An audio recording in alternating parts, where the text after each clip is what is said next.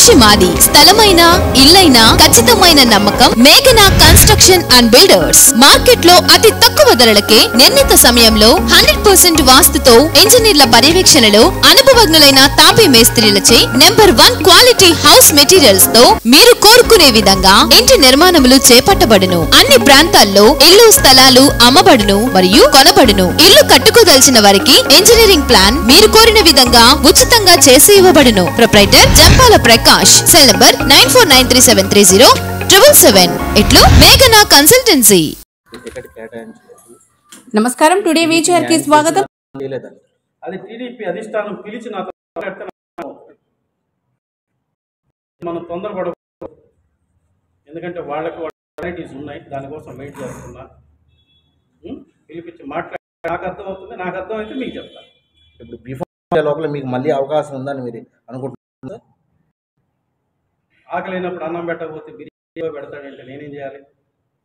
దానికి బీఫామ్ ఇచ్చేదాకా కాదు, వాళ్ళు రివ్యూ చేసుకునే దానికి అవకాశం ఉంటుంది. ఆ రివ్యూలో ఖచ్చితంగా వాళ్ళు బీసీలను ఆలోచిస్తారని ఒక ఆశతో, ఎందుకంటే కష్టపడ్డ ఉంటాం కదా, కష్టపడ్డప్పుడు ఆశించడం తప్పులేదు, దానికోసం ఎదురు చూస్తాం. ఆల్రెడీ టికెట్ అనౌన్స్ చేశారు కదా, మళ్ళీ ఏమన్నా చేర్పులు చేసే అవకాశం ఉందంటారా? ఆల్రెడీ టికెట్ అనౌన్స్ చేశారు, మళ్ళీ నియోజకవర్గం మీద మీరు బీఫామ్ టైంలో కూడా అవకాశం ఉంటుంది, అవకాశాలు ఉంటాయి. రాజకీయాల్లో ఎప్పుడు ఏ విధంగా అయినా జరుగుతుంది. సో అందువల్ల దాని గురించి మనము ఇంకా టైం కూడా ఏమైందంటే మనకు ఈ నామినేషన్ టైం కూడా చాలా ఎక్స్టెన్షన్ అయింది. సో అందువల్ల రాజకీయ మార్పులు రోజు రోజుకి మారుతూ ఉంటాయి. మనుషుల యొక్క సర్వే, మన నియోజకవర్గంలో వచ్చే సర్వేలు ఇవన్నీ కూడా ఉంటాయి. సో అందువల్ల మార్పు రావడానికి అవకాశం ఉంది. మార్పు కోసం నేను కూడా ఎదురు చూస్తూ ఉంటాను. మీరు గతంలో అన్నట్టు చంద్రబాబు టికెట్ ఎవరు కేటాయించినా వాళ్ళకి పనిచేస్తామన్నారు, దానికి మీరు ఇప్పుడు కట్టుబడి ఉన్నారు సార్? చంద్రబాబు టికెట్ ఎవరికి కేటాయించినా పనిచేస్తామని చెప్పారు. కష్టపడిన వ్యక్తికి గాన కేటాయిస్తే పనిచేస్తాం. ఇచ్చారా? కష్టపడే ఇచ్చారా? ఇప్పుడు మాజీ ఎమ్మెల్యే కురుగున రామకృష్ణ కష్టపడలేదంటారా? అందుకే ఇస్తే చేస్తా ఉన్నాం. మాజీ ఎమ్మెల్యే కుమార్తెకి ఇచ్చారు కదా, వారిపై మీ అభిప్రాయం ఏంది? నేను ఆ బిడ్డ గురించి ఏం మాట్లాడను, ఎందుకంటే ఆ బిడ్డ మన బిడ్డ. గంగాప్రసాద్ అనే వ్యక్తి ఇక్కడ ఆ బిడ్డ వెనకాల ఉండి చేసి, అది నేను చెప్తున్నా. అంటే మాజీ ఎమ్మెల్యే కావాలి సార్, మాజీ ఎమ్మెల్యే గారు ఆయన కష్టపడ్డారు, కష్టపడి తిరిగారు. ఖచ్చితంగా ఆయనకి ఇచ్చి ఉంటే నేను కూడా కష్టపడి, ఎందుకంటే నేను కుర్రోడిని కాబట్టి నాకు నెక్స్ట్ అవకాశం ఉండొచ్చు, కానీ ఆయనకి ఇచ్చి ఉంటే నేను ఆలోచించాను. మాజీ ఎమ్మెల్యే గారు నాకు ఇచ్చినా ఒకటే, నా కుమార్తెకి ఇచ్చినా ఒకటే, ఎవరికి ఇచ్చినా ఒకటే అని చెప్తున్నారు. కానీ మనతో ఒక మాట చెప్పాలి కదా, నాతో చెప్పొద్దు ఒక మాట. ఎవరు చెప్పాలి సార్? అధిష్టానం చెప్పాలండి. నైనా ఇంత కష్టపడ్డాం, మాకేదో మా ఈక్వేషన్ దానికోసం కదా ఎదురు చూస్తుండే. టికెట్ల విషయంలో అధిష్టానం తర్వాత నేనేం చేయాలో ఆలోచిస్తా. టికెట్లు ఇచ్చే విషయంలో అధిష్టానం ఇప్పటివరకు మమ్మల్ని ఏం సంప్రదించలేదు. ఎందుకంటే వాళ్ళ ప్రయారిటీస్ ఉంటాయని నేను కూడా అర్థం చేసుకోగలుగుతా. ఎందుకంటే చదువుకున్న వ్యక్తిగా తొందరపడ్డా, ఎందుకంటే ఎవరి ఇబ్బందులు, ఎవరి ఈక్వేషన్స్, ఎవరి ప్రయారిటీస్ వాళ్ళకు ఉంటాయి, కొంతవరకు దాన్ని గౌరవించాలి. సార్, నామినేషన్ టైం లోపల కానీ మళ్ళీ మిమ్మల్ని మీకు న్యాయం చేయకపోతే మీ స్టాండ్ ఏంటి సార్? అది ఆలోచించాలిగా, మా వాళ్ళతో మాట్లాడాలి కదా. పార్టీ ఏమైనా మారుతారా? తెలుగుదేశంలోనే కంటిన్యూ అవుతారా? అది ఇప్పటివరకు నేనేం చెప్పలేను. ప్రజెంట్ అయితే మీరు టీడీపీలో ఉన్నారని అనుకుంటున్నాను. నేను నా ఒక్కరి ఒపీనియన్ కాదు, నా కేడర్తో అందరితో మాట్లాడి ప్రతి ఒక్కరి ఇష్టాన్ని తెలుసుకొని నేను అడుగేస్తాను.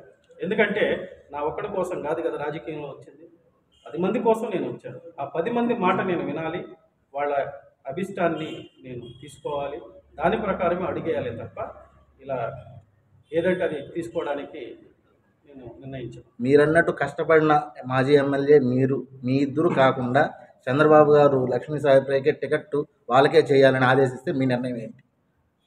అదే ఆదేశించి నన్ను పిలిచి చెప్పినప్పుడు చెప్తాను. అధిష్టానం నిలబడాలని వచ్చా. ఎంతమందికి ఇస్తారు ఎమ్మెల్సీలు?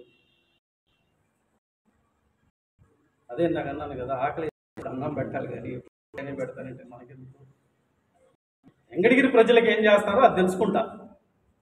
ఇప్పుడు ఉదయగిరి మార్చారు కదా సార్, అదే మాదిరిగా ఏమని ఉదయగిరిలో క్యాండిడేట్ని బొల్లె రామారావుకి ఇక్కడ ఏరే వాళ్ళకి ఇచ్చారు.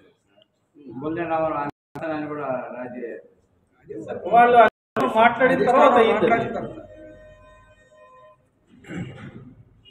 అధిష్టానం మాట్లాడిన తర్వాత అధిష్టానం కూడా నాతో మాట్లాడాలి కదా. ఇంక 1 or 2 days వెయిట్ చేస్తాము. మాట్లాడకపోతే వీళ్ళందరూ వచ్చి రోజు వచ్చి కూర్చొని నన్ను అడుగుతున్నారు. వాళ్ళకి నేను సమాధానం చెప్పాలి. వాళ్ళ అభిప్రాయాన్ని నేను గౌరవించాను కాబట్టి నా నిర్ణయాన్ని నేను తీసుకోవాలి, ఖచ్చితంగా తీసుకుంటాను. అసంతృప్తిగా చెప్తున్నాడు.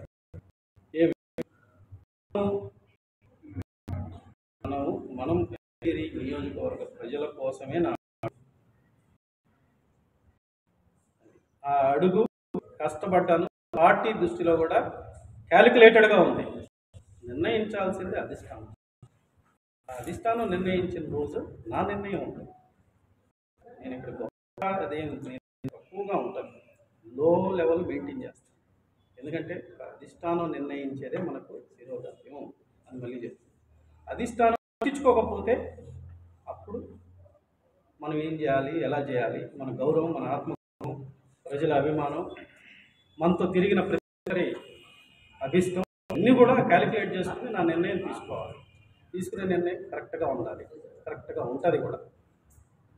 Okay, thank you. అలాట్ చేశారు. రాజకీయాల్లో చివరి నిమిషంలోకి ఏదైనా జరగవచ్చు. కాకపోతే మేము కష్టపడి పని కాబట్టి ఎప్పుడోసారి తొందరపాటు నిర్ణయాలు ఉంటాయి. ఎంత పెద్ద అలాగన్నా కూడా మనం ఒక 1 week 10 days ఎదురు చూడాలి. ఎదురు చూసి ఏదన్నా రివ్యూ మాత్రం ఇక్కడ జరిగే రకంగా తెలుసు, అవకాశం ఉన్న అందులో కొత్త వ్యక్తిగా స్థానికుడుగా కష్టపడి చేసిన వ్యక్తిగా ఆధారాన్ని ఎదురు కాబట్టి నన్ను నా ని నోటీసులో తీసుకొని కూడా మంచి సర్వే తీసుకొని వాళ్ళ లో ఎక్కడ ఇది మిస్ అయింది అనేది కూడా ఒకసారి రివ్యూ చేసుకొని అవకాశాన్ని కలుగుతారని ఇప్పుడు వరకు కూడా నేను ఆలోచిస్తూ ఉన్నాను. ఎందుకంటే బీసీలని ఎక్కువగా జైహో బీసీ అని బీసీల కోసం ఎదురు చూస్తున్న పార్టీ తెలుగుదేశం పార్టీ అన్నారు కదా. దాన్ని మనం కూడా వెయిట్ చేసిన తెలుస్తుంది. తర్వాత నేను ఏం నిర్ణయించుకోవాలనేది కూడా నేను నిర్ణయిస్తాను. అది కూడా నేను మీడియా ముఖంగా మీ అందరికీ చెప్పే నిర్ణయిస్తాను. సో అది ఇండిపెండెంట్గా చేయాలా లేకపోతే ఎలా చేయాలనేది కూడా ఆలోచిస్తాను. సో ఏదైనా సరే నన్ను నమ్ముకున్న వాళ్ళకి నేను తోడుగా ఉండాలి రాజకీయం. అది మాత్రం తప్పకుండా నేను ఒక నిర్ణయాన్ని మీ అందరూ తెలియజేస్తాను.